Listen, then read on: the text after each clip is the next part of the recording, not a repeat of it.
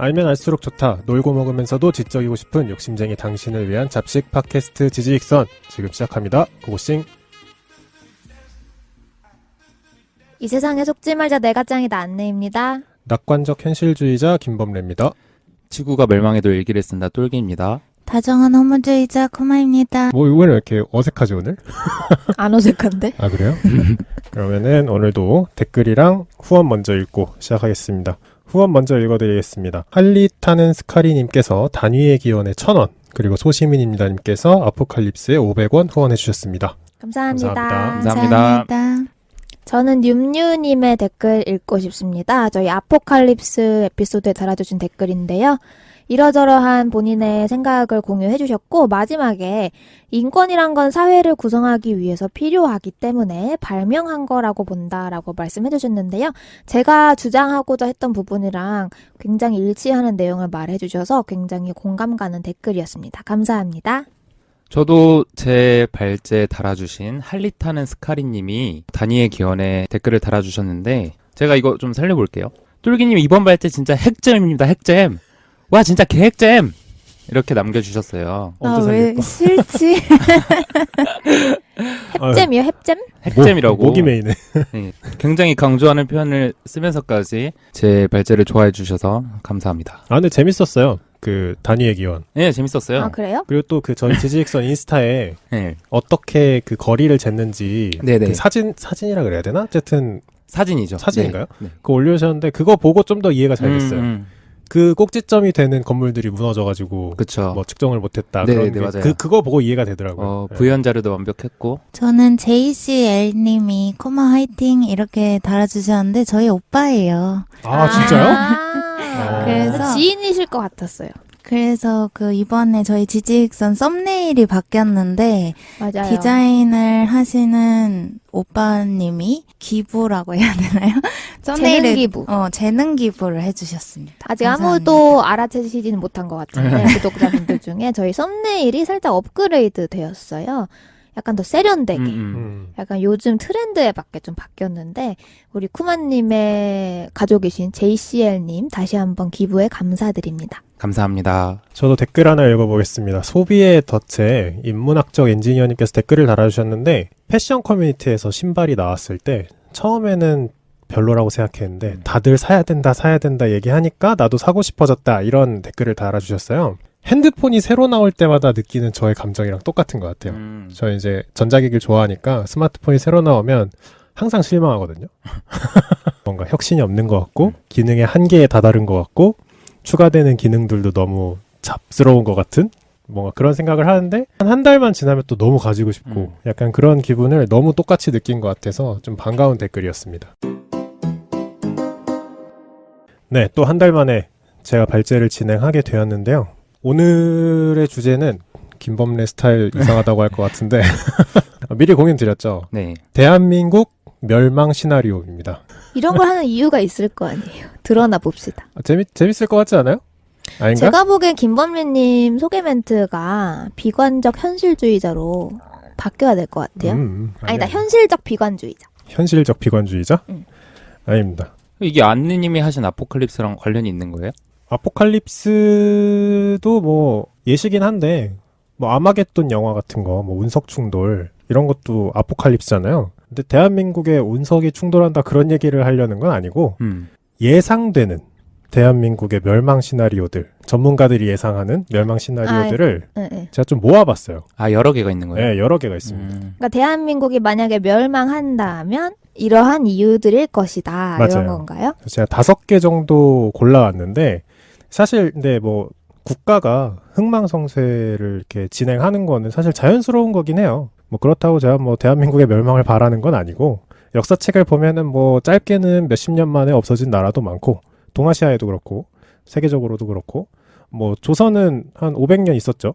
길게 있었고 그래서 대한민국도 언젠가는 뭐 이름만 바뀌든 아니면 정말로 새로운 나라가 되든 멸망의 길을 언젠가는 겪을 텐데 어떻게 겪게 될지를 한번 예측해보는 시간이 될 겁니다. 그러니까 이런 주제에 끌리시는 이유가 있을 거 아니에요. 재밌어 보이지 않아요? 난 그 댓글 너무 생각나지 않아요? 그 뭐? 안느님 아포칼립스 발제했을 때 범래님이 너무 이해를 못하니까 댓글에 범래님은 아포칼립스 한번 처해봐야 제대로 당해봐야. 그 정확히는 코즈믹 호러인 상황에 처해봐야 알 거다. 네. 그래서 스스로를 거기다 던지신 것 같은데. 아니요. 이거 하게 된 계기는 이제 5가지 이제 멸망 시나리오 중에 하나에 관련된 기사가 있었어요. 근데 그 기사를 읽고 진짜 이거는 대한민국이 멸망할 만하다 라는 생각이 들었거든요. 실제로도 그런 얘기였어요. 멸망까지 얘기한 거 아니고 이렇게 되면 한반도가 위험하다에 대한 얘기였는데 그걸 듣고 그 기사를 보고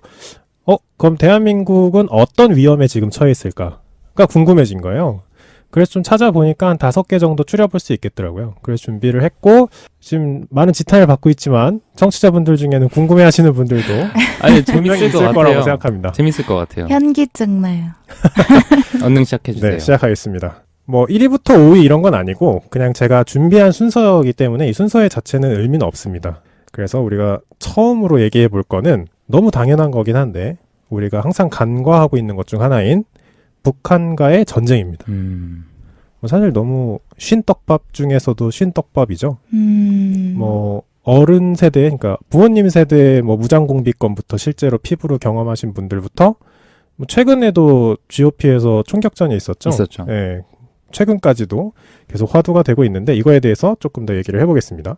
우선 전쟁을 한다고 하면 전쟁이 촉발되는 이유가 있을 거예요. 근데 그 이유를 떼고 우선 전쟁을 한다고 봤을 때 이제 이야기인데요. 대한민국과 북한의 군사력 순위가 어떻게 될지 어디가 높을 것 같으세요? 우리나라. 대한민국. 북한이라고 하실 분 없죠? 네, 대한민국이 더 높아요. 이 두 분 약간 고민하시는 것 같은데.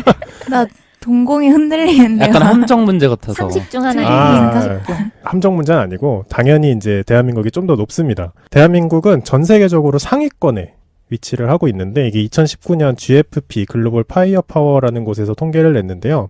무기의 수, 그러니까 말 그대로 무기의 개수, 그리고 그 나라의 경제력, 그리고 전시에 동원 가능한 인력 등을 모두 포함해서 산출을 하는 통계인데요.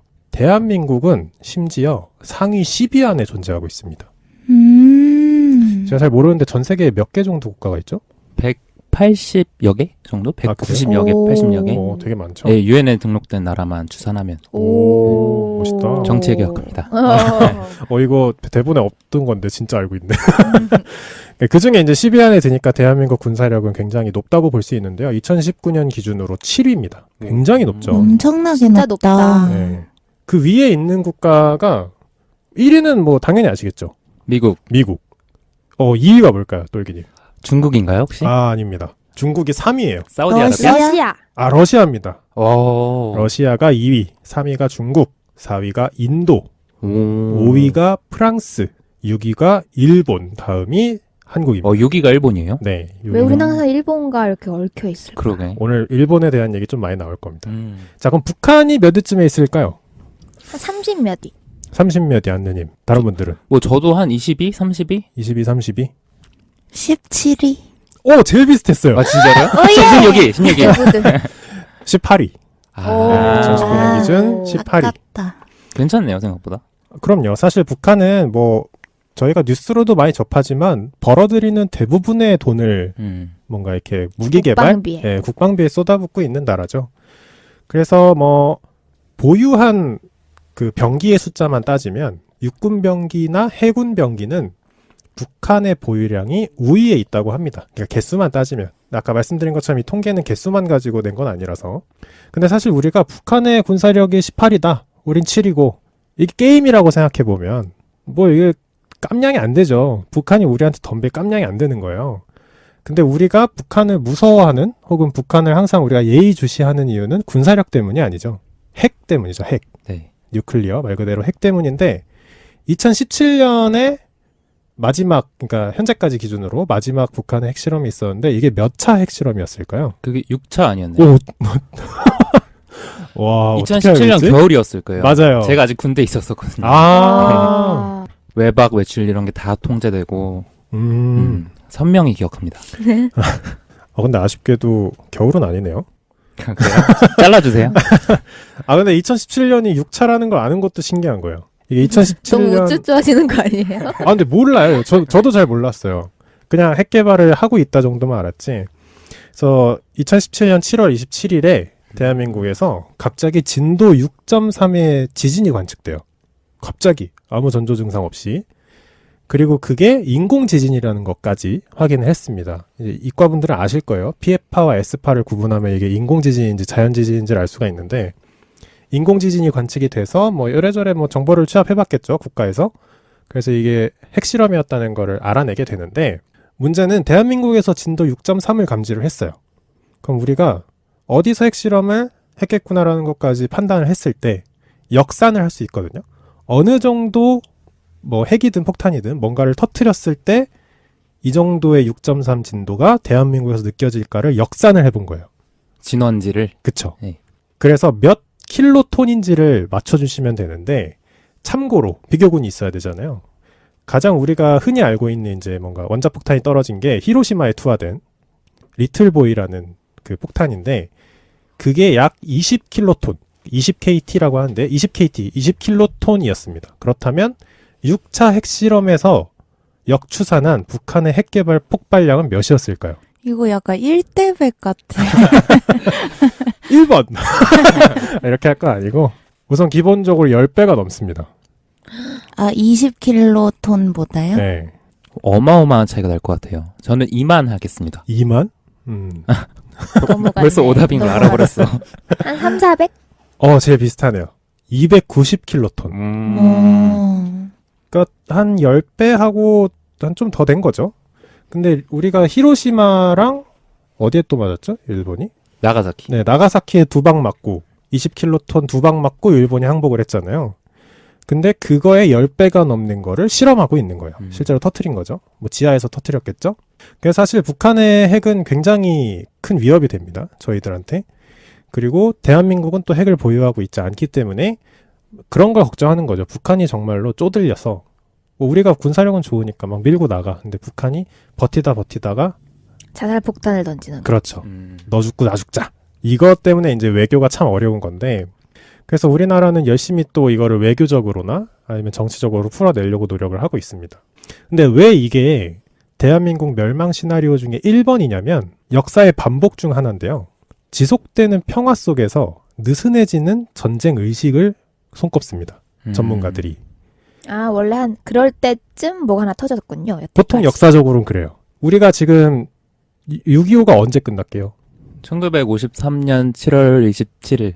이거 어떻게 알아? 진짜 소름 돋는다. 맞습니다. 오늘 제가 좀- 1953년 7월 27일에 와. 휴전을 체결했죠. 쫄게 날아다니네. 멋있다. 사실 정답은 안 끝났다가 정답인데 아, 그쵸. 휴전이기 휴전이니까. 때문에 이것도 함정이었어. 근데 너무 정확히 맞춰가지고 내가 깜짝 놀랐네. 사실 6.25는 언제 끝났죠? 그럼 안 끝났다가 정답입니다. 안 끝났고 지금 저희가 정전협정을 체결한 지 67년째. 근데 우리가 이게 역사의 반복을 어렵지 않게 볼 수 있어요. 전쟁이 어느 순간 끝나고 평화가 유지되다가 다시 전쟁이 발발했을 때 쉽게 무너지는 모습. 이걸 가장 가까이서 볼 수 있는 건 조선입니다. 조선이 1592년에 임진왜란이 발생을 하고 한반도가 유린당했다라고 표현할 정도로 정말 심하게 전쟁의 피해를 입게 되는데요.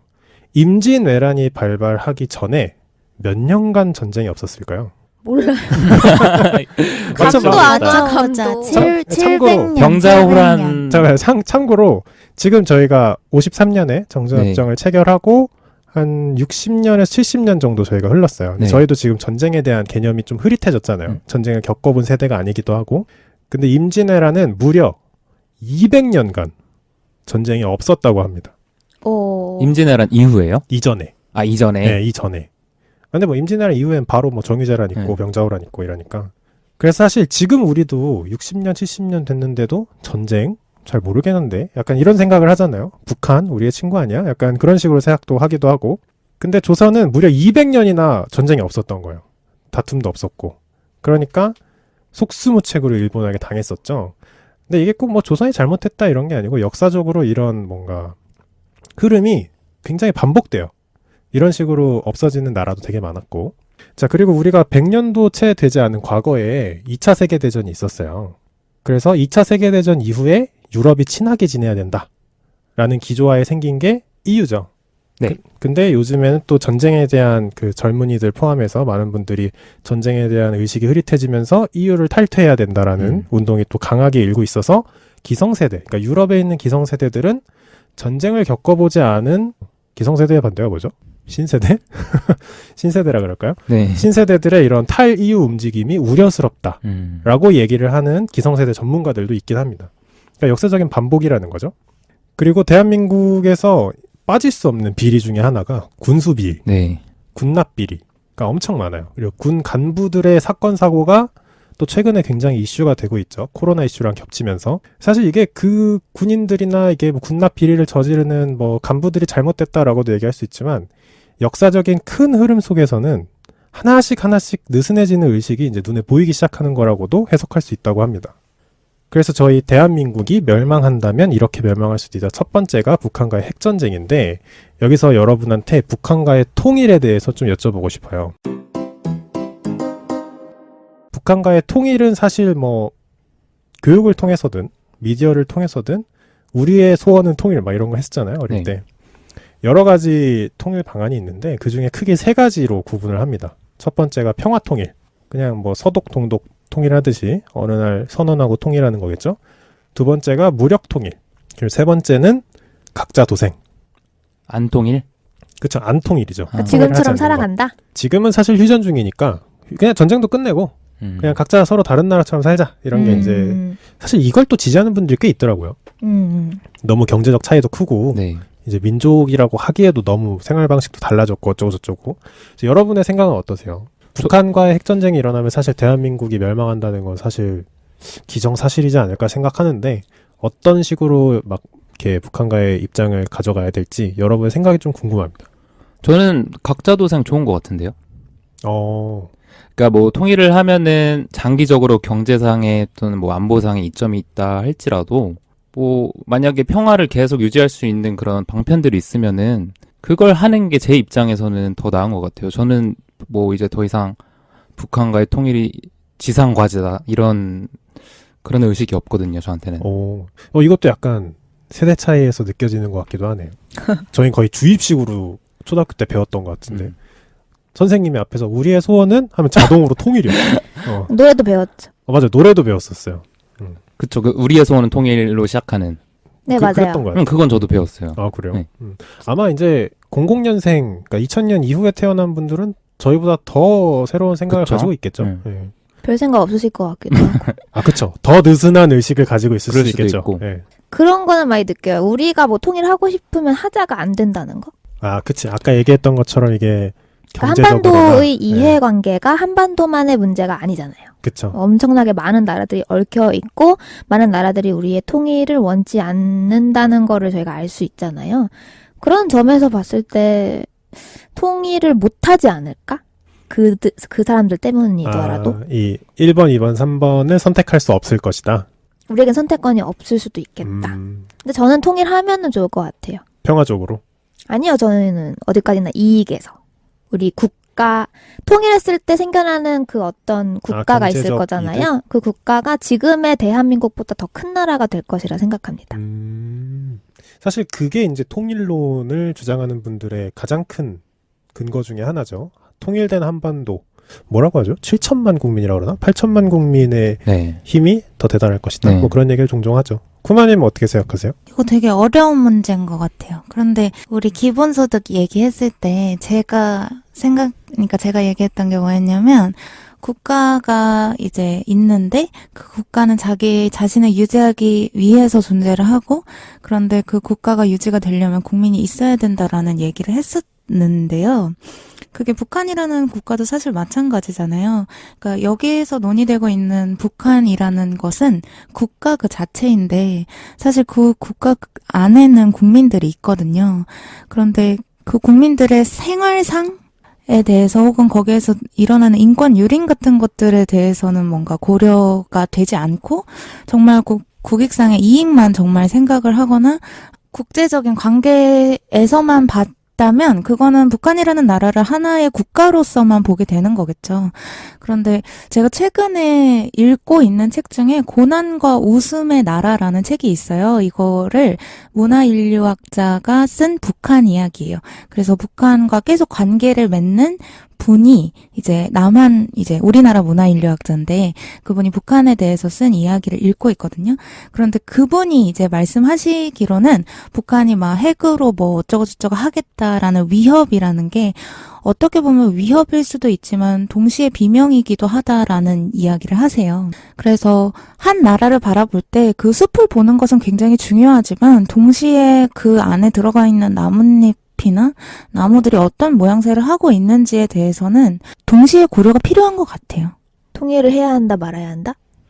그거는 결정하기 어려워요, 저는. 근데 저는 쿠마님의 그런 논지에 따르자면, 그러니까 그 안에 살고 있는 인간 군상까지도 우리가 고려해야 한다라는 입장이라면, 그럼 통일을 해야 한다로 결국 귀결돼야 되는 거 아닌가요? 그러니까 우리가 어떤 예를 들면 거기에 굉장히 불쌍한 사람들이 있어요. 엄청난 고통을 겪고 있어요. 그런데 그 사람들만 생각해서 통일을 만약 하면 우리가 무너질 수도 있잖아요. 그런데 우리가 통일을 하는 이유는 더 좋게 되기 위해서인데 그게 뭐 국익일 수도 있고 아니면 좀 더 넓은 관점에서 이제 떨어졌던 한 국민들을 통합시키는 일일 수도 있고 그런데 그게 무너지는 결과로 가면 안 되잖아요.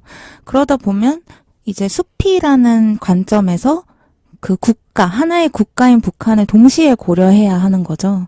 근데 제가 그거를 막 이렇게 볼 수 있는 눈이 저는 아직 없는 것 같아요. 그런데 제가 말할 수 있는 것은, 통일은 아직 이르고 우리는 북한에 대해서 잘 모른다라는 얘기를 하고 싶어요. 사실 맞는 말이죠. 무지죠, 무지. 북한을 잘 모르죠, 저희는. 특히 일반인은. 저희 같은 일반인은 또 모르고. 그리고 혹시나 불편하실 분들께 말씀드리면 쿠마님이 국가라고 표현을 하셨는데 헌법상 대한민국은 북한을 국가로 인정하진 않고 있긴 합니다. 네. 자, 그리고 두 번째로 넘어가겠습니다. 이것도 대한민국을 멸망으로 이끄는 가장 큰 뭔가 팩터가 됐는데 된 지 얼마 안 됐습니다. 최근 들어 급부상하고 있는 건데 이것 때문에 대한민국이 없어진다 이러면서 바로 저출산입니다.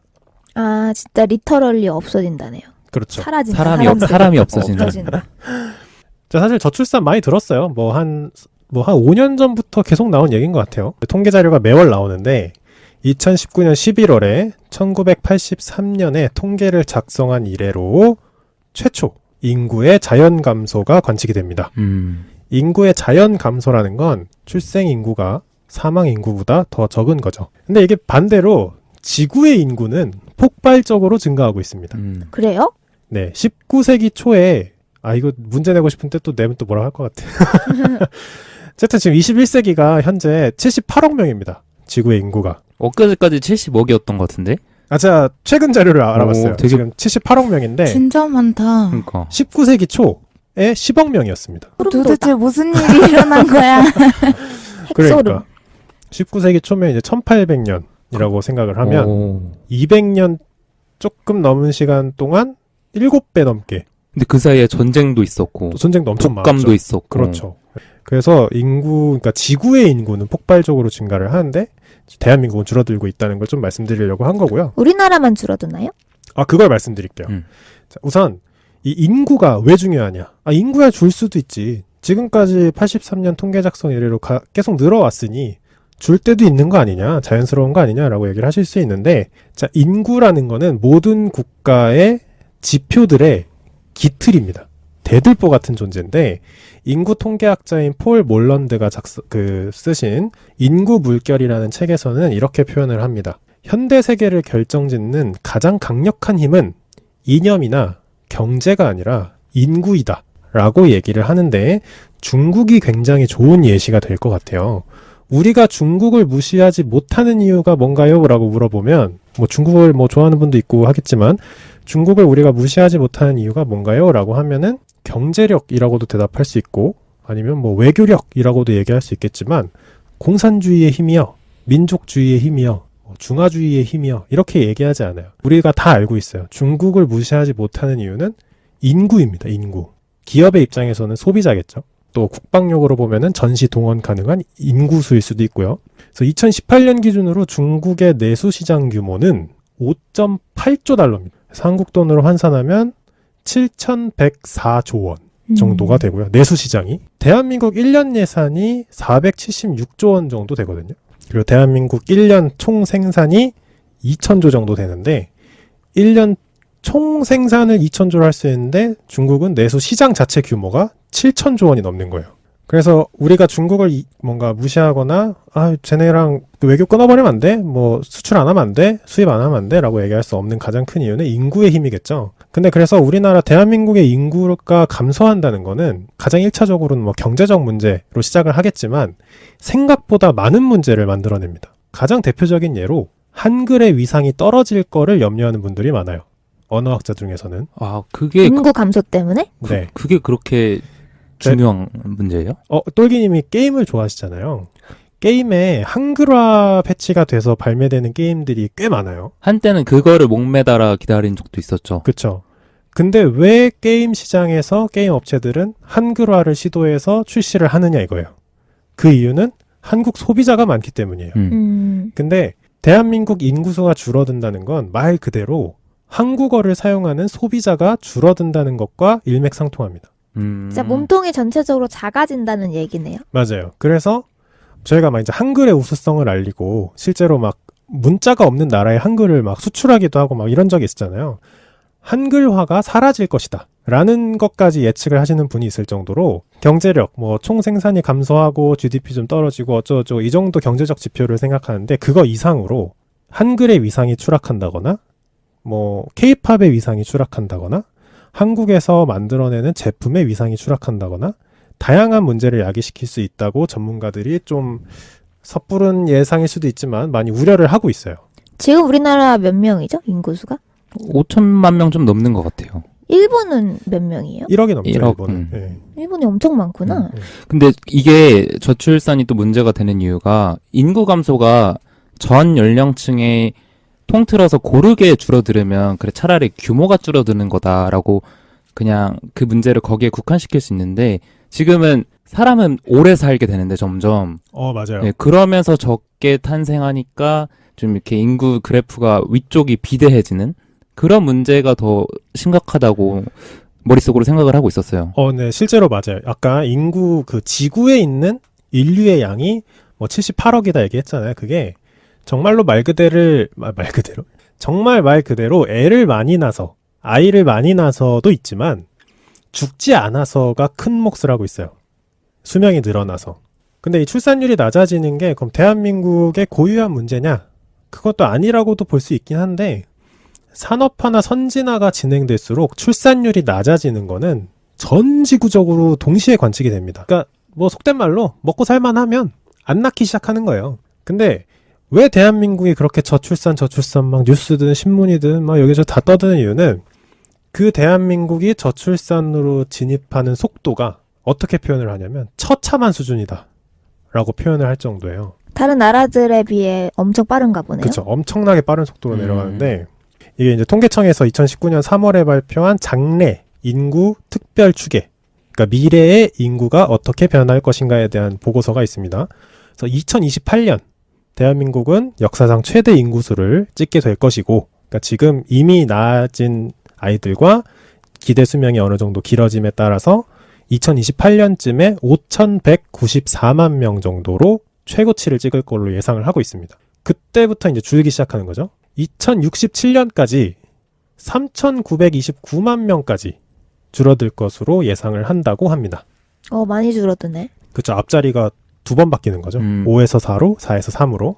그래서 만약 3,929만 명까지 예측대로 줄어든다고 하면 이는 1982년과 같은 수준이라고 합니다. 한참 산업화가 진행되던. 자, 그럼 대한민국의 출산율이 어느 정도길래 이렇게 난리를 치느냐 보면은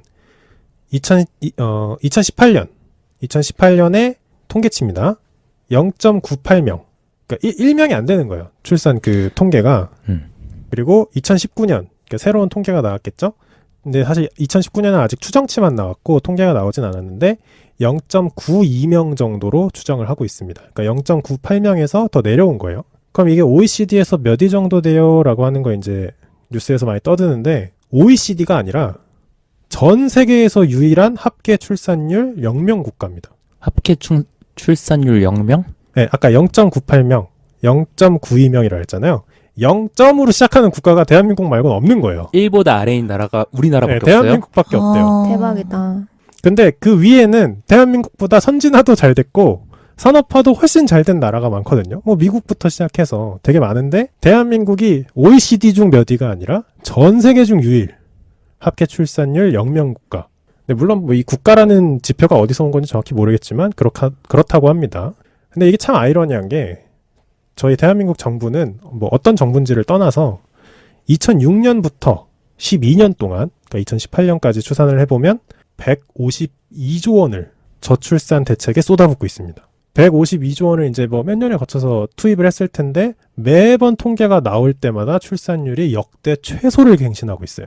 그래서 야 이거 산업화나 선진화 일어나면 원래 먹고 살만하면 애를 안 낳는 게 맞아 라고 하기엔 아까 그 기사에 나온 것처럼 너무 처참하게 내려가는 거예요. 이건 뭔가 네. 다른 문제가 있다라고 해서 한 3가지 정도를 얘기를 합니다. 뭘까? 궁금해. 너무 궁금해. 이거에 대해서 좀 얘기를 해볼 건데 첫 번째가 경제적 문제. 먹고 살기가 힘들다. 네.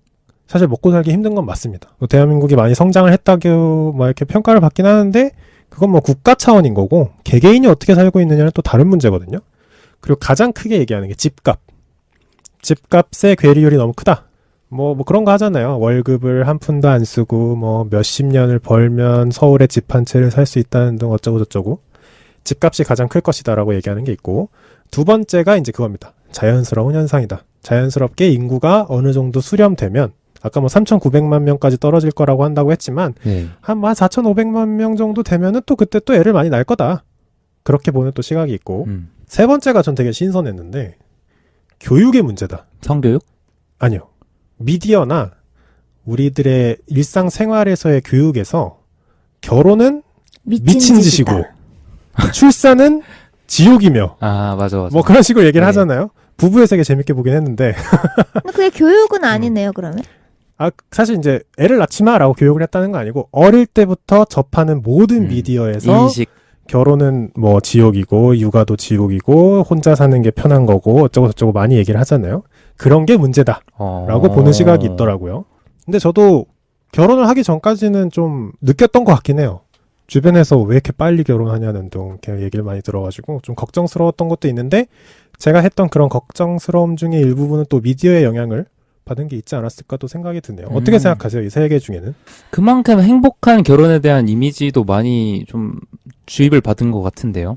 저도 참 그 부분이 아이러니하다 생각하는 게 저는 반대로 오히려 교육에서는 결혼을 장려하고 출산을 장려해 왔다고 생각하거든요. 그러니까 이 말씀하신 교육이라는 워딩은 말 그대로 그 필수 교육들? 네네, 교육 과정 속에서 그려지는 결혼의 모습. 그러니까 가장 이상적인 가족의 모습은 엄마, 아빠, 그리고 자식 2명에서 1명. 저희 어렸을 땐 2명이었죠. 이제는 1명 핵가족이라고 부르면서 많이 나아지기도 했고 그런 것만 이상적인 가족이지 결혼하고 나서 애를 안 낳으면 혹시 문제 있냐라고 물어본다거나 29, 30 돼서도 결혼을 안 하면은 혹시 문제 있냐고 물어본다거나 이런 게 오히려 저는 팽배했다고 생각해서 그 3번 부분은 이해가 안 가고 3번 부분을 아마 표출을 하셨던 분들은 젊은이들의 인식이 잘못됐다라는 말을 돌려 하신 것 같아요. 그렇게 볼 수도 있겠네요. 근데 미디어에서 근데 결혼이나 육아에 대해서 굉장히 지옥같이 표현을 많이 하잖아요. 네. 그거에 대해서는 뭐 어떻게 생각해요? 근데 이게 약간 그런 것만 찾아서 보는 건 아닌데 이제 또 그 양편의 극단의 결혼을 굉장히 행복하고 낙원적인 걸로 묘사하는 미디어들을 또 찾아서 보면 굉장히 많아요. 뭐죠? 그 육아 예능 같은 것들? 그렇죠. 아기들 그렇죠. 너무 네. 예쁘게 나오고 그런 네네. 거. 그러니까 저희가 그 결혼은 미친 짓이다라는 프레이즈나 부부 세계를 지금 예시로 떠올리는 이유도 그러한 미디어들이 소수였고 그러한 미디어들이 저에게 충격으로 다가왔기 때문에 기억하는 거라고 저는 좀 생각이 들어요. 그럼 이제 뭐 세 번째, 뭐 교육의 문제라고 제가 제목을 달긴 했는데 사실 뭐 미디어의 영향이라고도 볼 수 있을 것 같은데 이걸 빼고 뭐 경제적 문제나 뭐 자연스러운 현상 이런 거에 대해서 어떻게 생각해요? 그러니까 이 저출산에 대한 기조 자체가 문제점을 우리가 찾을 수는 없겠지만 어디에 기인하고 있나 그런 건 좀 어떻게 생각해요? 그러니까 지구에는 계속 인구가 늘어나고 있고 그런데 산업화된 나라에서는 인구가 줄어든다고 했잖아요. 인구가 줄어든다기보다는 출산율이 내려오는 출산율이 게 정상적인? 그러니까 자주 관측되는 그런 평범한 일이다. 그런 게 하나 있죠. 그러면 인구가 그렇게 늘어나는 나라는 어떤 나라들이에요? 그러니까 다른 나라는 인구가 계속 늘어나고 있는 건데 그 성장률이 더뎌지는 그렇죠, 거다라는 그렇죠. 얘기죠. 이게 아까 제가 찾은 통계 자료에서는 전 세계에서 유일하게 인구가 줄어들고 있는 나라가 대한민국이에요. 그러니까 물론 이게 사고가 크게 났거나 전쟁 중이거나 내전 중이면 이제 좀 다른 얘기고 합계 출산율 기준으로 보는 거죠. 저 근데 경제적 이유를 이제 제쳐두고 말씀하라고 하셔서 조금 생각이 안 떠오르긴 했는데 하나 떠오른 게 그 남녀공학 비율이 네네. 제가 알기로는 뭐 이슬람 문화권 이런 데 제외하고는 우리나라만큼 그렇게 낮은 데가 잘 없는 걸로 알고 있어요. 남녀 공학이 별로 없다는 얘기인가요? 그쵸, 남녀공학. 그러니까 우리나라만큼 아직도 남고, 여고가 있는 나라가 없다. 거의 없다. 이슬람 뭐 이런 데 빼고는. 그래요? 네. 그러니까 좀 그런 어렸을 때부터 자연스럽게 이성을 남녀 어떻게. 칠세 부동석. 네, 그런 말도 있고. 진짜 오랜만에 들어본다. 그런 말도 있고, 뭐 그런 게 이 남녀공학의 적은 수를 영향 끼친지는 모르겠지만, 약간 남자와 여자가 서로 어떻게 만나는지를 자연스럽게 익힐 수 있는 그 장소가 조금 어렸을 때부터 덜 해서, 그게 뭐 좀, 지금 떠오른 거예요, 근데. 말하다 보니까. 잘 모르겠네요. 아닌 것 같아요. 근데 물론 뭐 기인하는 게 없진 않겠지만 출산까지 엮을 수 있는지는 조금 물음표긴 하네요. 네네, 그러니까 그러네요. 만나는 것 자체에 약간 허들이 있을 거다라는 것까지는 그럴 수 있을 것 같은데 출산을 안 하는 것에 대해서는 엮기가 좀 쉽지 않은 부분일 것 같네요. 저는 정말 체감적으로 느껴질 수 있는, 그러니까 실제로 애를 낳아야 하는, 예를 들면 신혼 부부들이라던가 결혼한 지 얼마 안 된 부부들이 많이 표출하는 이유는 아까 1번이었던 것 같은데 살기 힘들어서 맞나요? 왜냐면 지금 우리 2명, 그러니까 남녀 부부 2명의 목도 고사하기 힘든 마당에 애를 낳아도 그 애를 잘 키울 자신이 없고 뭐 이런저런 이유를 대시잖아요. 그게 아마 표면적인 이유가 아닐까 싶고, 근데 저는 그건 이제 표면적인 이유고 그 기저에 깔려있는, 어떻게 보면 약간 진화론적으로 접근을 하자면 살기 좋아져서가 맞는 것 같아요. 맨 처음에 얘기했던 거. 살만하면 애를 안 낳는다. 그 부분이 저는 가장 크게 본능적으로 작동을 했을 것 같습니다. 근데 그게 어떤 인과예요? 살기 편해지면 애를 안 낳는다. 우선 제가 말씀드렸던 그거는 통계적으로 예. 살만한 나라들은 좀 이렇게 개발도상국보다 출산율이 낮더라. 라는 걸 표현했던 거고. 근데 생각해보시면 개발도상국이라던가 정말 살기 힘든 나라가 출산율이 굉장히 높아요. 우리나라 같은 경우에도 예전 정말 힘들었던 전쟁 막 끝나고 그때 베이비붐 생각해보면 부모님 세대 정도만 봐도 평균 아들, 딸, 그러니까 자식의 명수가 저희 아버지 세대 같은 경우 4명? 7, 8명도 낳으시는 분들도 많았잖아요. 그렇게 살기 힘들었음에도 불구하고 그게 인과가, 그러니까 뭐 우리가 농경사회라서 노동력이 필요한 것도 아닐. 그러니까 우리가 선택했다기보다는 저는 이렇게 생각해요. 살기 힘들어지면 힘들어질수록 인간은 번식욕이 더 늘어난다는 거죠. 맞아. 그 인간뿐만 아니라 사실 모든 본능적인 거죠. 하죠. 근데 네. 그거를 우리가 선택했다기보다는 진짜 생물로서 본능적으로 저는 그렇게 발동했다 생각을 하고, 그래서 그런 걸 주장하는 사람들도 있어요. 이 사람이 힘들어지면 힘들어질수록 성욕이 올라온다라고 네. 주장하시는 분들도 있는데, 그것도 진화론적인 관점이에요. 네. 번식해야 되기 때문에 내가 힘들면 힘들수록. 그런 관점에서 살기 급격하게 좋아진 나라 중 하나잖아요, 우리나라가. 네. 그래서 더 급격하게 그게 줄어든 게 아닐까 싶습니다. 그러면 안느님이 정치인이면 출산율이 낮으니 20, 30대를 더 쥐어짜야 된다. 왜죠? 왜? 살기 힘들게 만들어서 번식력을 끌어올려야 된다. 아니요, 저는 그런 거 아니에요? 이게 자연스러운 인과라 생각해요. 이거 어떻게 해보겠다는 건 아니고.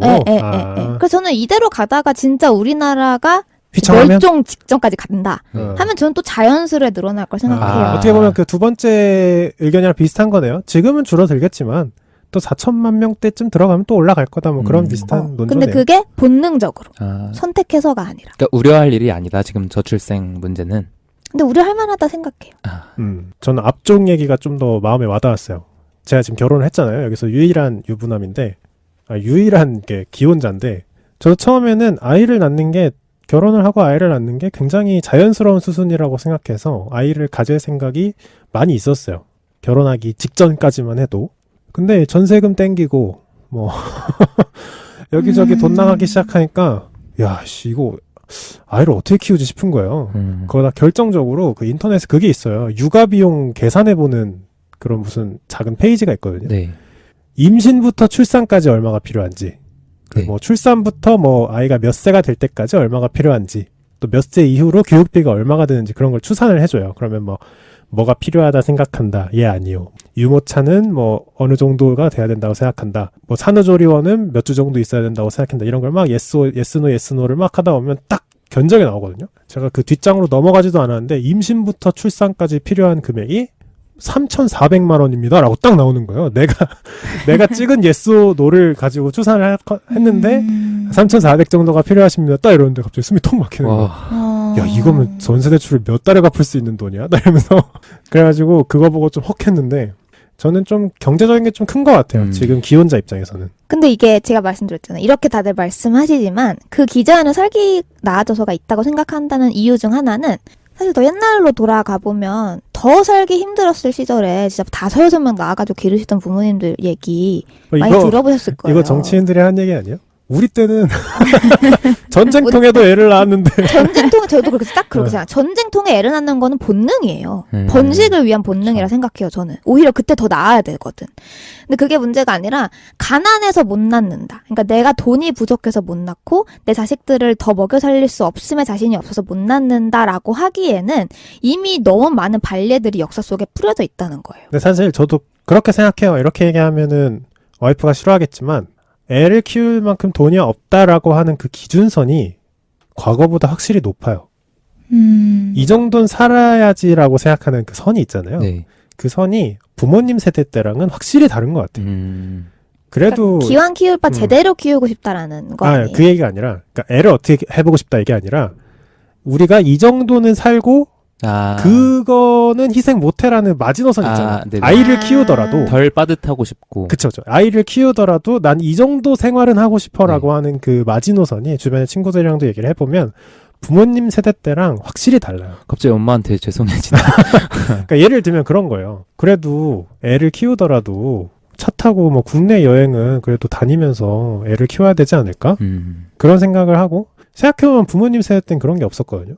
저도 어릴 때 아빠 뒤에 오토바이 이렇게 막 아빠 붙잡고 타고 막 그랬었는데 그런 게 있는 것 같긴 해요. 안느님 말씀처럼 내가 이 정도는 살아야 된다라고 하는 그 마지노선이 과거에 비해는 굉장히 높아진 것 같다. 그러니까 우리나라에서는 그러니까 결혼을 한 사람들이 애를 낳는 경우가 많잖아요. 그런데 결혼율이 출산율만큼 줄어들었나요? 결혼도 많이 줄었죠. 근데 그만큼 줄어들었어요. 아니에요. 출산율이 더 줄어들었어요. 그러니까 결혼을 안 하는 거 플러스 결혼을 해도 애를 안 낳는 거죠. 엎친 데 덮친 거지, 출산율은. 글쎄요. 개인의 자유에 대한 욕망이 훨씬 더 커지는 것 같아요. 제가 생각했을 때는. 근데 그 자유라는 것들이 사실은 뭐 경제적인 거랑 관련이 많죠. 그래서 돈이 있어야 이러이러한 자유를 누릴 수 있고, 그래서 그 자유라는 게 어쩌면 문화적일 수도 있고, 내가 한 달에 한 번은 영화를 볼 수 있는 상황이 되어야 된다. 아니면 뭔가 스타벅스에 가서 5시간 정도는 내가 혼자서 여유롭게 있어야 맞아요. 된다. 요즘 육아하는 집에서 그런 거 되게 중요하게 생각하더라고요. 그러니까 여유가 곧 자유고, 근데 그 자유가 곧 돈으로 연결되다 보니까 경제적인 이유가 굉장히 많은 작용을 하는 것 같아요. 그리고 제 주위에서는 책임을 지기 싫어하는 것 같기도 해요. 그러니까 내가 책임질 능력이 안 되는 것 같아. 이런 식으로 얘기를 하는데, 그게 사실 많은 책에서도 나오지만 능력주의 사회잖아요. 그러니까 뭔가를 잘하면 뭐 너 능력이 좋아서 라고도 하지만 뭔가를 못했을 때 네 능력이 안 돼서 라고 얘기를 많이 하다 보니까 이제 내가 뭔가 키워야 될 것이 너무 많은 거죠. 내가 뭔가 잘해야 되는 것이 너무 많은 상태, 계속 성장해야 되고 계속 능력을 키워야 되는 상태에서 내가 아이까지 감당을 하면서 살기에는 내 마음이 너무 여유가 없는 상태이기 때문에 출산율이 줄어드는 게 아닐까 싶네요. 이제 세 번째로 넘어가 볼게요. 조금 피부로 와닿는 얘기입니다. 지금까지도 피부로 와닿았나? 세 번째, 중국의 원자력 발전소의 폭발입니다. 우리가 원자력 발전소에 대한 두려움을 굉장히 크게 가지고 있는 나라 중 하나라고 합니다. 탈원전이 뭐 전 국민적 혹은 정치적인 프레이즈가 되기도 하고. 일본의 목도 좀 있지 않았나요? 그렇죠. 사실 일본이 2011년에 후쿠시마 아주 그냥 터져버려가지고 특히 바다 쪽으로 막 흘러 들어가면서 이제 해수 오염이 있고 어쩌고저쩌고 우리한테 많은 공포심을 줬죠. 괴담도 많이 돌고. 맞아요. 자, 중국이 아까 첫 번째 때 얘기했죠. 우리가 중국을 무시할 수 없는 이유. 인구가 너무 많아서. 뭐 18억 정도 될걸요? 아마. 근데 그만큼의 인구가 있으면 필연적으로 전력 수요가 폭발합니다. 특히나 뭐 요즘 뭐 스마트폰부터 시작해서 뭐 전기 없인 살 수가 없죠. 그래서 중국은 이게 뭐 사람 늘어나는 속도가 뭐 석탄 태워가지고 이게 감당이 안 되는 거예요. 그래서 원자력 발전소를 정말 열심히 운영하고 있는데 지금 몇 개 있을까요? 지금 대한민국이 4개 있거든요. 다른 나라는요? 미국이 98개. 그리고 2위가 되게 생뚱맞은 나라라고 생각했는데 프랑스가 58개를 가지고 있어요. 프랑스 왜 그러는 거야? 그러니까 갑자기 나 뭐야? 프랑스가 2위길래 나도 알아보다가 뭐지? 통계 자료가 잘못됐나 생각했는데 프랑스가 58개가 있고요. 중국이 몇 개 정도 있을까요? 중국이 3위군요. 현재 3위입니다. 한 40개? 40 몇 개? 30 몇 개? 52개. 계속 정확한 숫자를 말씀하시네. 47개. 아, 현재. 네. 2019년 중국 원자력 안전백서에 의하면 현재 47개의 원자력 발전소를 운영하고 있고요. 11개를 건설 중이에요. 그래서 이게 모두 완공이 되면 프랑스와 동률이 됩니다. 그러면은 그 중에서 그 모든 것들이 다 대한민국에게 위협이 되진 않을 거잖아요. 들어보세요. 네. 자, 그리고 우리가 이제 원자력 발전소에 대한 좀 이해가 있어야 되는데 원자력 발전은 핵을 터뜨려서 전기를 얻는 게 아닙니다. 네. 그게 아니고 원료가 핵분열이긴 한데 핵분열을 하면 엄청나게 뜨거운 열이 발생을 해요. 그래서 그게 물을 증기로 바꿔요. 그러니까 물을 끓이는 거죠. 그러면 이 수증기가 뜨거워지면서 운동력을 가지면서 터빈을 돌려요. 이렇게 바람기비 돌리듯이 터빈을 돌리면 그 터빈에서 전기가 발생을 하는 건데요. 그러니까 사실 화력 발전이랑 비슷한데 그 뜨거움을 어떻게 만들어내느냐의 재료가 다른 거예요. 그 재료가 이제 핵분열인 거고. 자, 그러면은 뜨거운 증기가 터빈을 돌렸어요. 그럼 그 뜨거운 증기는 다시 물로 만들어서 다시 또 뜨겁게 해서 증기를 만들어야 되거든요. 그러니까 계속 돌고 도는 거예요. 그럼 이걸 다시 식혀야 되는데 식히는 방법이 물을 만나는 거예요. 애매하죠? 물이 증기가 돼서 터빈을 돌렸는데 걔가 다시 물이 되려면 또 물이 필요해요. 그러니까 차가운 물이 필요한 거예요. 근데 이게 차가운 물을 조달을 할 수가 없는 게 그 1000mW급 원전 한 개에서 필요한 1초당 물의 양이 60톤에서 70톤입니다. 1초당. 초당 60톤에서 70톤의 물이 있어야만 이걸 냉각수로 활용을 해서 이 핵 원자력 발전소를 돌릴 수가 있는 거예요. 근데 이거를 물을 어디서 끌어와서 초당 60톤, 70톤씩 쓴다는 게 말이 안 돼요. 그래서 모든 원전은 바닷가에 있습니다. 너무나도 많은 물이 필요하기 때문에 해수를 이용할 수밖에 없어요. 중국한테는 바다가 하나밖에 없습니다.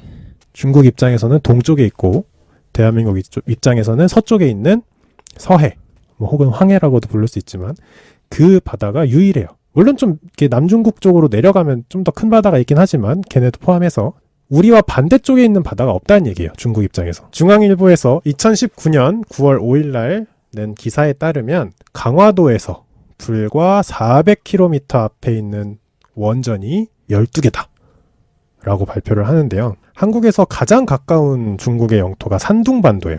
이게 지도를 보시면 강화도 쪽으로 왼쪽으로 좀만 더 가면 이렇게 볼록 튀어나온 중국 땅이 있거든요. 네. 거기가 이제 산둥반도고 아마 거기가 칭다오인가? 네네. 그럴 겁니다. 거기서 이제 시다오안 원전이라는 게 가동이 되고 있는데 210만 메가와트 규모예요. 설계 수명은 60년입니다. 그러면 원전이 수명을 다하면 어떻게 될까요? 더 이상 작동을 안 하겠죠? 그렇죠. 사실 교과서대로라면 설계 수명이 다하면 안전하게 가동을 중단을 하고 해체하는 수순을 하는 게 교과서적인 건데 사실 어떻게 될지 아무도 모르는 거죠. 한국원자력안전기술원에서 2017년 발표한 중국 산둥반도 원전 사고 시 국내에 미치는 영향에 대한 조사 보고서에 의하면 2011년 후쿠시마 규모의 중대 사고가 산둥반도에서 일어났을 경우 방사성 물질은 며칠 안에 국내로 올게 될까요?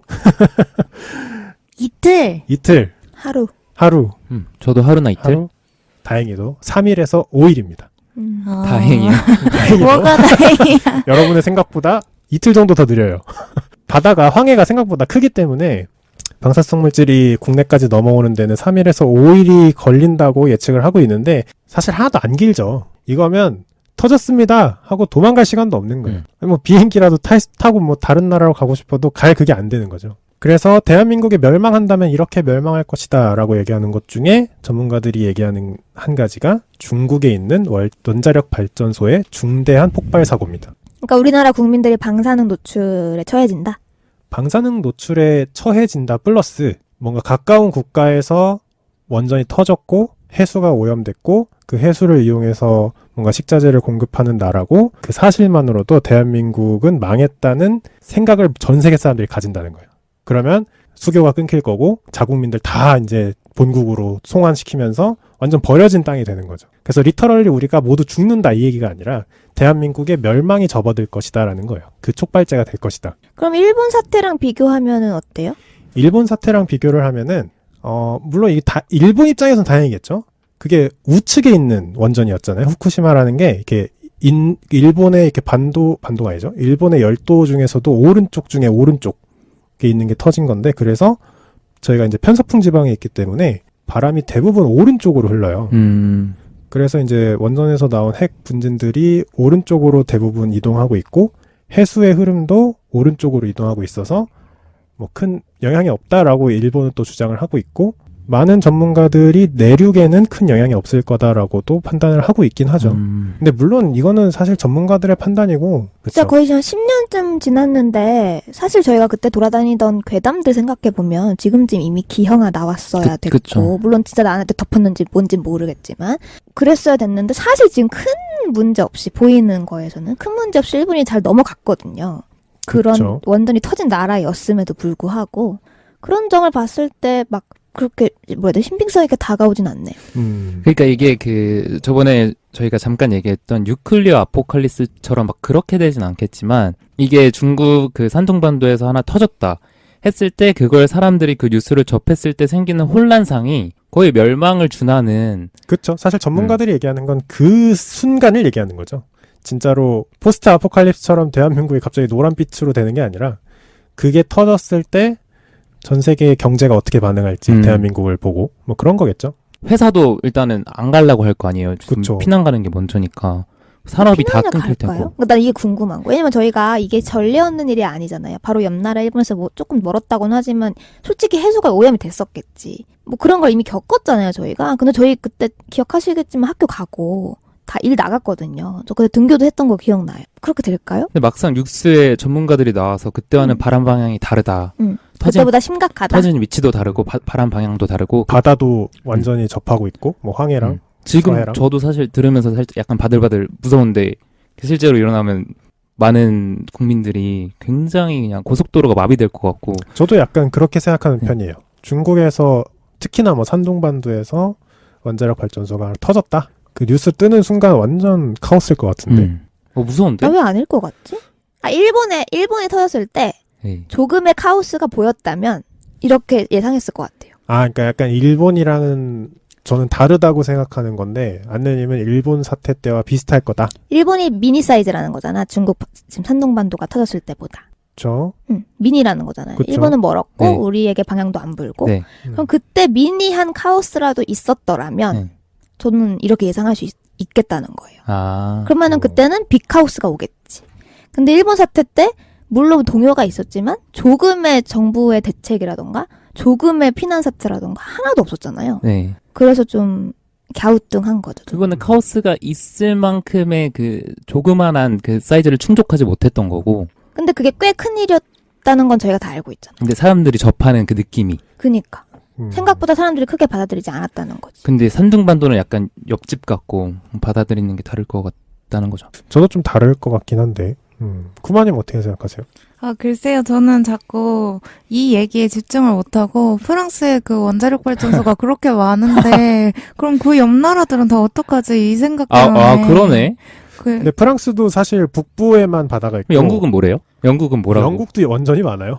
서로 할 말이 없는 거구나. 영국은 그나마 섬나라 같잖아요. 그렇죠. 그러니까 모든 나라들이 이렇게 원자력 발전소를 가지고 있잖아요. 그러면 서로가 다 시한폭탄인 상황인데 맞아요. 그런데 이렇게 평화롭게 잘 지내고 있는 저의 오늘이 갑자기 소중해집니다. 사실 이게 원자력을 찬성하는 입장, 원자력은 친환경 발전소다 라는 게 사실 중론인데 다른 석탄 발전에 비해서는 석탄이 아니고 뭐라 하죠? 화석 연료 발전에 비해서는 근데 사실 그 후쿠시마 원전도 정확히 기억 안 나는데 굉장히 큰 지진이나 해일에도 강건하다라고 설계가 됐던 네. 발전소인데 그거보다 더 큰 자연현상에 의해서 파괴된 거거든요.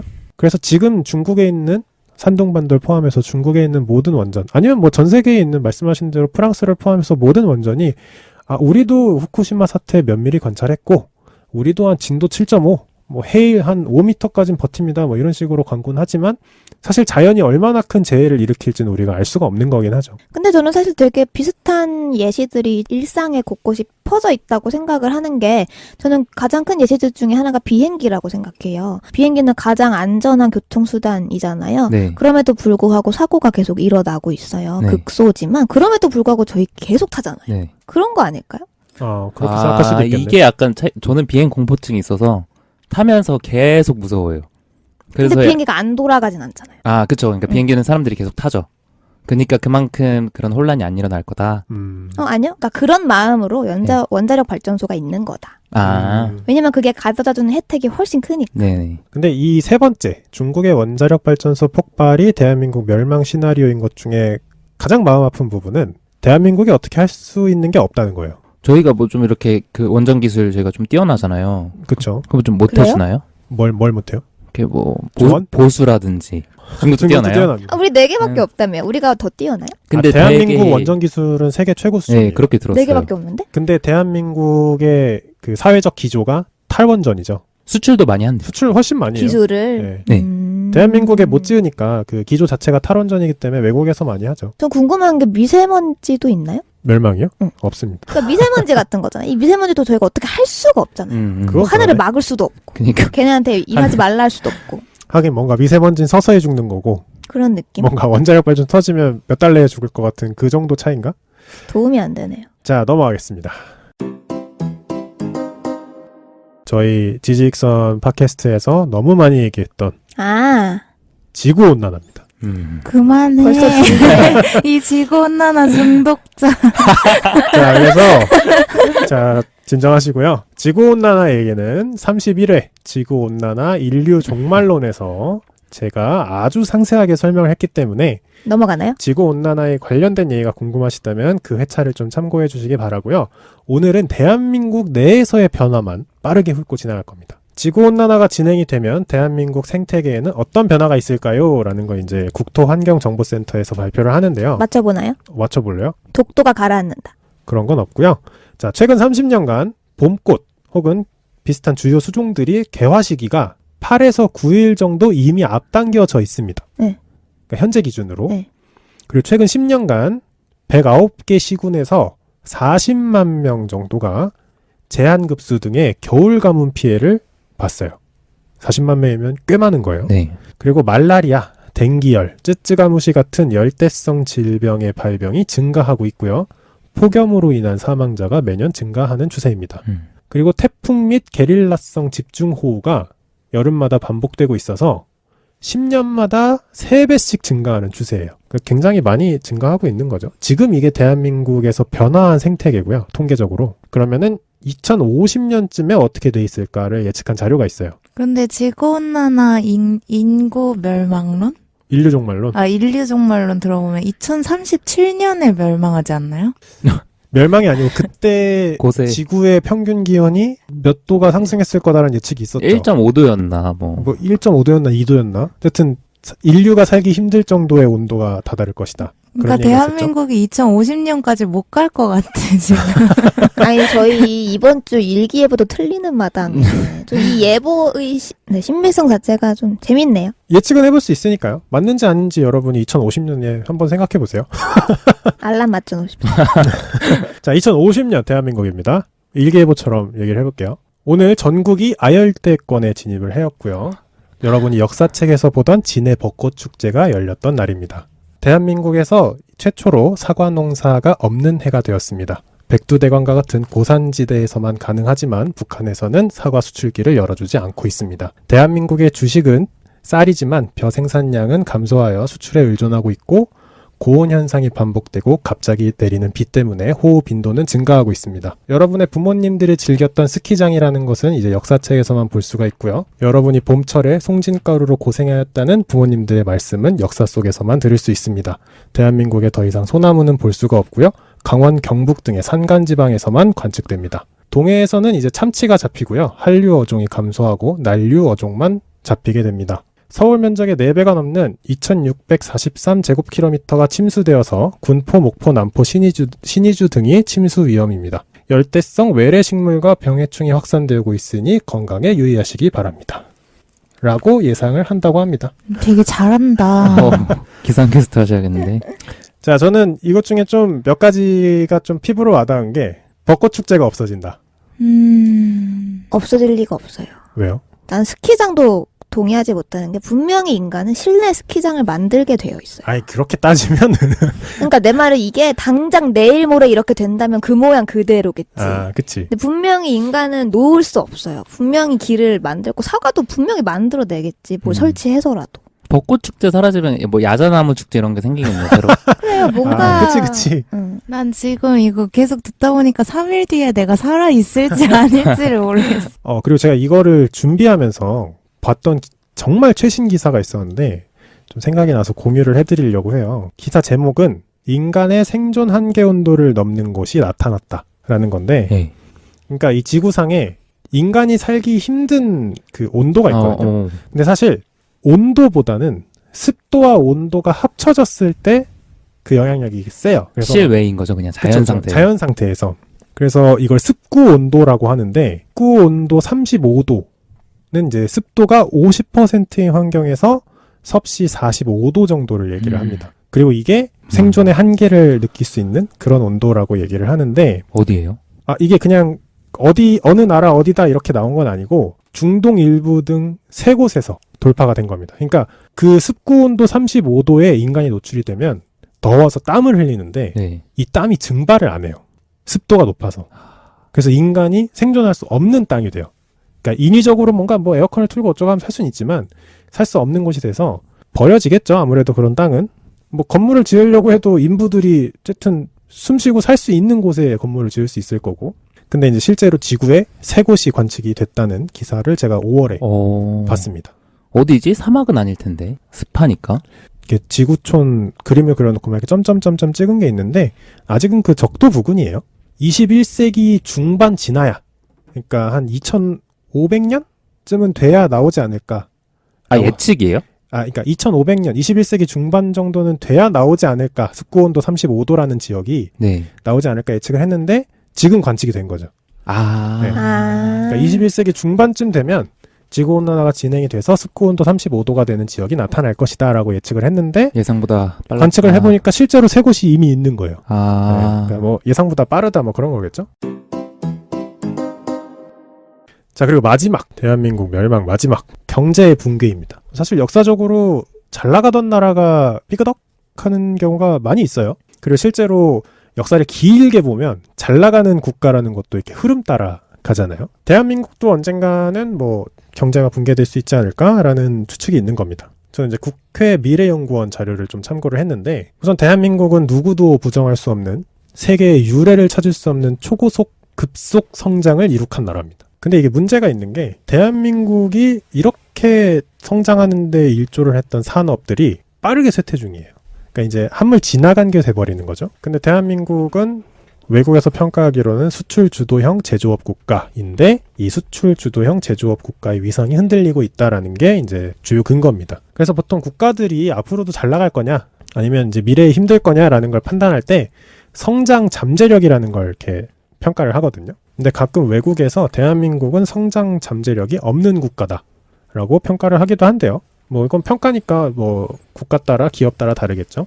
그래서 이게 제조업 순위라는 게 있는데 대한민국은 제조업 국가니까 대외적으로 뭐 대내외적으로 한국이 2005년에 세계 7위로 진입합니다. 군사력 순위랑 똑같네요. 그건 2019년 기준이고 이거는 제조업 순위는 2005년에 세계 7위로 딱 안착을 해요. 사실 2005년이면은 꽤 옛날이에요. 15년 전이니까. 그리고 2016년에 5위까지 가요. 근데 이게 올라간 게 아니에요. 2016년 이전엔 더 올랐어요. 한 3위까지도 갔었어요. 근데 2016년쯤 해서 내려오기 시작합니다. 그러니까 4위, 5위 이렇게 내려온 거예요. 중국은 반대로 똑같이 2005년에 16위로 진입을 하고요. 2020년 올해에 3위로 올라갈 것으로 예측을 하고 있습니다. 여기서 문제입니다. 1위와 2위는 누굴까요? 이거 제조업 국가 순이에요? 네. 미국 1위, 2위 독일. 참고로 미국은 아니야. 1위와 2위는 20년째 1위고요. 20년째 2위예요. 미국 아니죠? 미국 아닙니다. 일본 일본이 몇 위일까요? 2위, 2위입니다. 1위는 당연히 독일. 독일입니다. 독일이 20년째 1위고요. 일본이 20년째 2위인데 이게 시사하는 바가 굉장히 크다고 해요. 왜냐하면 대한민국은 물론 우리 내부적으로 많은 혁신 기업들이 있지만 대내외적으로는 주요 산업은 다 제조업인데 제조업 순위가 떨어지고 있는 거예요.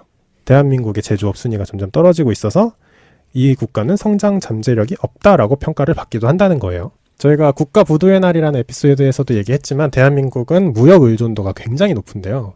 IMF 세계 통계 기준으로 대한민국의 무역 의존도는 70%에 육박을 한다고 합니다. 일본이랑 계속 비교를 하게 되는데 일본의 무역 의존도의 2배가 넘는 수치라고 해요. 그러니까 내수 시장이 너무 작은 거죠. 어떻게 보면 이게 또 저출산이랑 맞물리는 걸 수도 있어요. 인구가 적다. 그리고 수출 의존도, 그러니까 무역 의존도는 수출 수입을 다 얘기한 거고 수출 의존도는 37% 정도 되는데요. 우리가 얘기하는 G20이라고 하는 주요 20개국 중에 세 번째입니다. 수출해서 많이 먹고 산다는 얘기예요. 1위는 맞춰봐요. 2위가 독일이에요. 그러니까 2위도 수출을 많이 하는 거죠. 제조업 강국답게 39.4%인데 1위가 63.9%인 나라가 있어요. 그리고 이건 앞니가 맞춰야 돼요. 회계의 역사에 나왔던 나라입니다. 수출로 먹고 사는 나라? 네. 생각해봐요. 회계의 역사에서 무슨 나라 갔다 오셨어요? 몇 나라 안 나오지 않았어요? 몇 나라 안 영국, 미국, 이탈리아. 이탈리아. 그 나라만 안 나오네. 뭐야. 나 너무 동인도에서. 맞추고 싶어. 네덜란드. 네덜란드. 아, 네덜란드. 그 오늘 나라가 거의- 1위예요? 거의 김범래 1대배. 에피소드 이런 1대배. 네덜란드가 1위입니다. 아, 진짜 의외네요. 네덜란드가 뭘 수출해요? 네, 근데 그러네요. 그때 동인도에서 이게 회계의 역사 편에서도 네덜란드가 중개 무역국이었잖아요. 그래서 신기하다. 네덜란드는 지금도 중개 무역국으로 선진국 반열에 올라가 있는 회사예요. 그러니까 얘는 제조업 국가가 아니에요. 그래서 얘네가 수출 의존도가 63.9%가 되든 말든 우리랑 상황이 다른 거예요. 그리고 두 번째가 독일인데 독일은 알아주는 서유럽의 제조 강국이죠. 네. 그리고 우리나라와 다른 점은 완제품과 소재까지 모두 제조업 순위가 높습니다. 그러니까 뭐든 잘 만드는 거야, 얘네들은. 그리고 2019년 기준으로 대한민국이 얼마나 다른 나라에 의존하고 있는지가 퍼센테이지로 나라별로 나와 있는데 1위는 당연히 중국이고요. 25%. 우리의 수출의 4분의 1을 중국에 의존하고 있는 거예요. 미국이 13%. 3위가 되게 신기했는데 베트남 8.9%, 홍콩 5.9%, 일본 5.2%, 대만 2.9%, 그리고 인도가 2.8%라고 합니다. 자, 그럼 대한민국의 10대 수출 상품이 뭐가 있는지를 봐야 되는데 여기서 이제 대한민국에 대한 평가가 안 좋게 나오는 거예요. 너네가 수출 잘하고 있는 거 알겠는데 걔네들이 별로 오래 못 갈 거야 라고 얘기하는 것들이에요. 대한민국 수출 상품 옛날에 나왔던 거랑 좀 다릅니다. 옛날에 대한민국 5대 효자 상품 해가지고 막 뉴스에서 떠들던 거랑 좀 다른데 지금은 반도체가 1위입니다. 지금 삼성전자나 SK 하이닉스 주가가 날아다니는 게 일맥상통하겠죠. 반도체가 전체 수출 상품의 17.3%를 담당하고 있어요. 엄청나게 많은 수치죠. 단일 품목으로 17%를 넘긴 거니까. 그 다음이 자동차 7.9%, 그 다음이 석유 제품. 대한민국이 또 정유 회사가 되게 잘 나가거든요. SK이노베이션, GS칼텍스 등등등등. 여기가 7.5%고 자동차 부품. 아까 독일 완제품, 부품 다 잘 나간다고 얘기한 게 이런 부품들인데 자동차 부품이 4.2%, 그리고 디스플레이 및 센서류가 3.8%, 합성 수지가 3.7%, 그리고 선박 해양 구조물 및 부품이 3.7%, 철강판 3%, 무선 통신기기, 여기가 이제 갤럭시겠죠? 이게 2.6%. 얼마 안 되네? 그쵸, 얼마 안 되는 거니까. 엄청 높을 줄 알았는데. 나라 전체로 보면. 그리고 플라스틱 제품이 1.9%를 차지하고 있습니다. 사실 들어보면 옛날에도 그랬던 것 같고 지금도 그런 것 같은 애들만 있어요. 그러니까 외국에서 보기엔 새로운 게 없는 거야. 대한민국이 내놓는 제품이. 그나마 이제 반도체는 좀 호황기를 맞고 있긴 하지만 아, 근데 얼마 전에 트럼프 대통령이 그 한국에서 수입해오던 반도체를 이제 좀 자기 자국에 위치시켜보겠다 해서 기사를 봤는데 정확하게 기억은 안 나는데 그래서 대한민국의 반도체 산업이 조금 위기를 맞을 수도 있다라는 걸 봤거든요. 근데 방금 30%라고 하셨잖아요. 17%. 아, 17%. 그 상당히 많은 비율인데. 사실 반도체 얘기를 조금 더 하면 대한민국 반도체 기술은 전 세계의 시샘을 받고 있다고 할 정도로 네. 월드 클래스급이에요. 압도적 1위라는 압도적 거죠. 1위에요. 압도적 1위. 근데 그렇다 한들 미국이 자국 그 정책 기조를 수입을 좀 제한하는 쪽으로 가면은 타격을 입는 거 아니에요? 그래서 다른 나라 입장에서는 더 이상 한국에 의존하면 안 된다. 아, 그게 있어요. 수출 이미? 주도권이라는 게 또 있잖아요. 네. 사실 대한민국에서 만들어내는 반도체 이제 제조 기술로 찍어내는 반도체인데 어느 날 그러니까 TSMC라는 대만 기업이 또 유명하고 네네네. 그렇게 만들어주는 회사들이 있는데 혹시나 얘네들이 담합을 했다고 쳐요. 물론 그럴 일은 없겠지만 SK하이닉스, 삼성전자 딱 크로스했어. 야, 2배로 팔자. 그래도 사야 될 수도 있다는 위기감이 있는 거예요. 아. 다른 특히 강대국들은 음. 독일도 사실 반도체를 잘 못 만들기 때문에. 음. 근데 이제 또 반도체가 몇 년이나 더 갈 거냐에 대해서는 다들 이제 물음표긴 합니다만.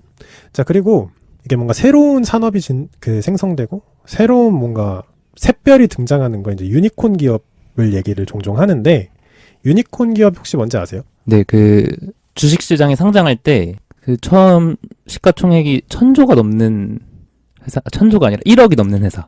10억. 정확히 얘기하면 10억 달러. 10억 달러. 네. 그러니까 비상장한 스타트업 기업 중에서 기업 가치가 10억 달러, 대한민국 돈으로 1조 원이 넘을 것으로 예상되는 기업들을 유니콘 기업이라고 하는데 대한민국에 20개나 있어요.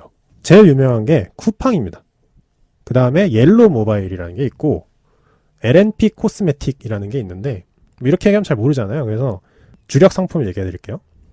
LNP 코스메틱은 메디힐 그리고 크래프톤이라는 회사가 또 있는데 배틀그라운드 아. 아시죠? 게임. 네. 그리고 비바리 퍼블리카 토스. 토스 그리고 우아한 형제들 배달의 민족 그리고 야놀자는 야놀자 그리고 위메프 등이 있습니다. 근데 이렇게 보면은 대한민국도 유니콘 기업 20개나 있구만 왜 못하다는 거야? 라고 할 텐데 이제 데카콘 기업이라는 얘기를 하거든요. 데카콘은 유니콘 다음이에요. 그래서 기업 가치가 100억 달러 10조 원이 넘는 스타트업을 얘기하는데 대한민국은 없습니다. 미국이 9개를 가지고 있고 중국이 6개, 인도가 1개를 가지고 있어요. 그래서 뭐 쭉쭉 그냥 얘기하면은 미국은 우버, 에어비앤비, 스페이스X, 프렌티르 테크놀로지, 위워크, 핀터레스트, 리프트, 드롭박스 뭐 이렇게 있고요. 중국도 이제 좀 중국 기업에 관심이 많으신 분들은 아실 텐데 디디추싱, 샤오미, 메이투안 댐핑, 루닷컴, 튀오타오, DJI 등이 있습니다. 그래서 외국에 보기에는 대한민국의 혁신이 좀 부족한 거예요. 새로운 기업들이 나올 만한 환경이 되어 있지 않다. 규제가 너무 심하다. 이런 얘기를 또 하고 있고. 그래서 사실 뭐 정치적인 얘기일 수도 있지만 한참 논란이 되는 거죠. 규제와 혁신 중에 무엇이 더 중요하냐. 뭐 이제 타다 사건을 필두로 해서 이제 많이 정치권이나 사회권에서 많이 얘기가 나오는 건데 이것에 대해서도 우리가 좀 고민할 필요는 있을 수도 있습니다.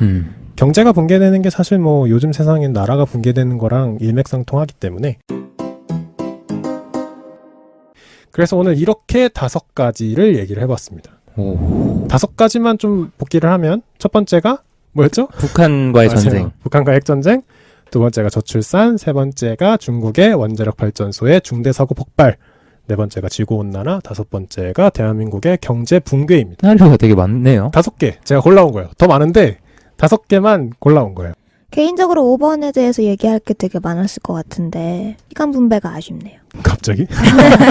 5번 얘기할 시간이 없잖아 지금. 그래요. 그래서 5개 알아봤는데 사실 뭐 많이 들어보신 걸 수도 있고 쉰떡밥일 수도 있고 아니면 새로운 사실일 수도 있는데 대한민국을 멸망시키자고 하는 얘기가 아니고 외국에서 혹은 대내외적으로 이런 문제가 있으니 우리가 알고 있으면 좋지 않을까 싶은 마음에 준비했던 회차였습니다. 소감 얘기하고 마무리하겠습니다. 이게 저희가 가끔 사회 문제를 얘기를 많이 하잖아요.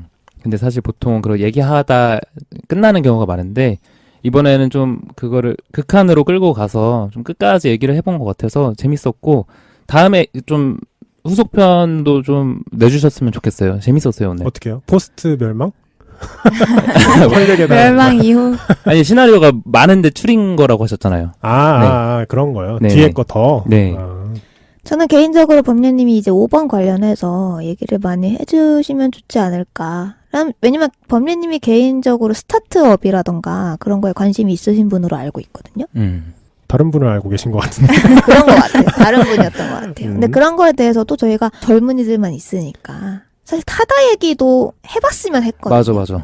너무 핫한 주제라 조금 조심스럽긴 한데. 그렇긴 하죠. 네. 이거 세상 어떻게 살라 그래. 그리고 이런 거일수록 밀고 나가야 돼요. 그런 거 한번 해보는 주제가 있으면 좋지 않을까. 이 한 꼭지 한 꼭지가 사실 한 회 한 회뿐만 맞아요. 아니라 2회씩 뽑을 수도 있는 맞아요. 얘기긴 해요. 뭐 대북관부터 시작해서 하면은 끝없이 할 수 있는 얘기지만 뭐 또 다른 청취자분들께서 댓글로 뭐 이 주제에 대해서 좀 더 얘기해줬으면 좋겠다 말씀하시는 게 또 있으시다면 또 준비를 한번 해보도록 하겠습니다. 저는 오늘 들으면서 범래님이 거의 멸망 중독자가 아닌가 이런 생각이 약간 들었어요. 테라피를 받아보셔야 돼요. 클리닉. 아니 그게 아니 아니라 내가 컴퓨터학 개론도 했고 많이 했잖아. 그거 말고 뭐가 있냐고. 뭐라고 컴퓨터 해야 말고 되지? 없어. 그러니까 대비하려는 마음이 크면 위기에도 민감하게 되어 있잖아요. 그러다 보니까 여기 이 4명 중에 가장 대비를 잘 하실 분은 범래님이 아닌가. 그리고 내가 제일 먼저 죽을 것 같은 어떤 위기감이 약간 있었고, 생활을 하다가 보면 내 삶 말고는 이렇게 저 멀리까지 시선을 던지지 못하는 경우가 많은데, 항상 지지익선 오면 저는 제 삶 말고 다른 삶도 같이 보게 돼서 좋은 것 맞아요. 같아요.